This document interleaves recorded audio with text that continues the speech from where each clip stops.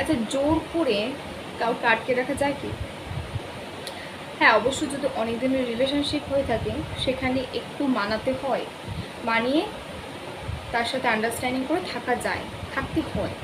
কারণ এতদিনের সম্পর্কটাকে জাস্ট একটা ঝগড়ার জন্য তার সাথে সব সম্পর্ক ত্যাগ করে দিয়ে চলে আসাটা, এটা কোনো একটা সলিউশন না। তাই জন্য অনেক দিনের সম্পর্ক হলে এটা করা যায়। কিন্তু আমি একটা কথা বলি, যে থাকার সে এমনিই থাকবে, যে থাকার না, তার সাথে হাজারবার কথা বললেও সে থাকবে না। এমন অ্যাটিটিউড দেখাবে যেন তোমারই সব দোষ, তুমিই সব দোষ করে ফেলেছো। তুমি মেসেজ করোনি, তুমি কল করোনি, কেন করোনি সেটা নিয়ে তার হাজারো অভিযোগ। সে কটা মেসেজ করেছে সেটা নিয়ে কিন্তু তার কোনো, সে নিজের দোষটাকে চাপা দিয়ে দেবে। তা আমি ওই জন্যই বললাম যে যে থাকার সে এমনিই থাকবে, জোর করে কাউকে আটকাতে হয় না।